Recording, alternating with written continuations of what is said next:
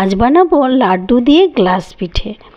এই দেখুন কি নরম আর তুলতুলে হয়েছে গ্লাস পিঠে। ওহ দেখুন একদম পুরো পাউরুটির মতো নরম তুলতুল করছে। আমি তার জন্য নিয়ে নিচ্ছি এই যে লাড্ডু। পুজো করেছিলাম, লাড্ডু দিয়ে থেকে গেছে, কেউ খেতে চাইছে না, তাই ভাবলাম আজকে গ্লাস পিঠে বানিয়ে নিই। কারণ নারকেলের পিঠে খেলে অনেকেরই গ্যাস, অম্ল, অ্যাসিডিটি এগুলো হয়। সেই জন্য এইভাবে যে কোনো মিষ্টি বা যে বেঁচেও যায় অনেক সময় বাড়িতে, সেইগুলো দিয়ে বানালেও খুব ভালো খেতে হবে এবং স্বাস্থ্য ভালো থাকবে, মানে অ্যাসিডিটির সম্ভাবনাটা কম হবে।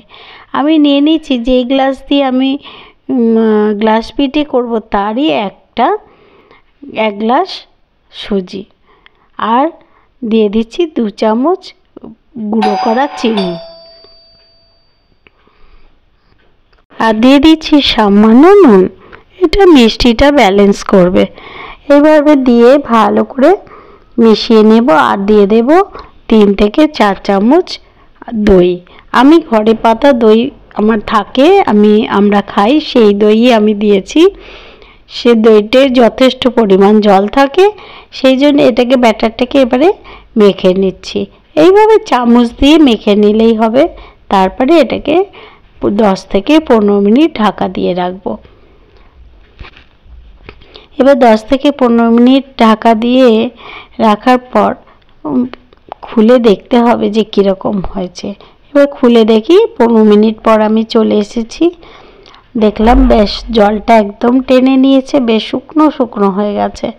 এইবারে দিয়ে দেব সামান্য জল আর 1/2 চামচ বেকিং পাউডার। যে বেকিং পাউডার আপনার এইভাবে লাল একটা কৌটোতে কিনতে পাওয়া যায়।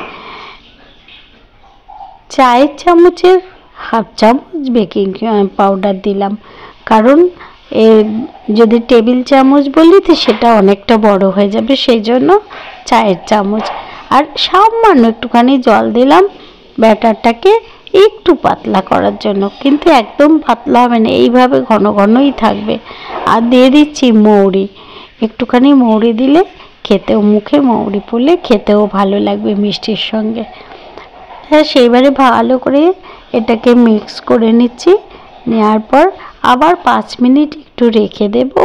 দিলে তারপরে গ্লাসে ভরে ভরে গ্লাস পিঠে বানাতে হবে।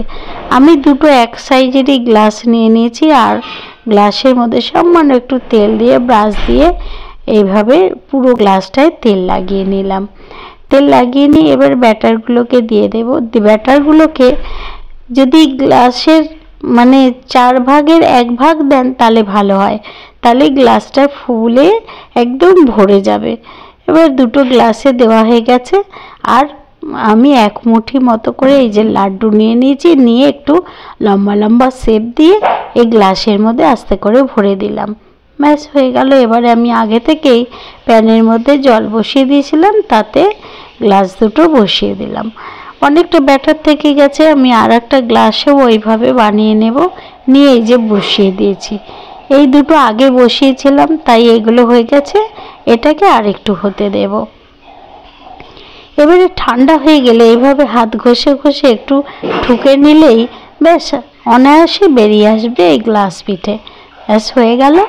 এইবার কেটে নিলেই একদম মনে হবে যেন ময়রার দোকানের বড় রাঁধুনি। উফ, দারুণ খেতে আর দেখতেও সুন্দর, অসাধারণ দেখতেও হয়েছে।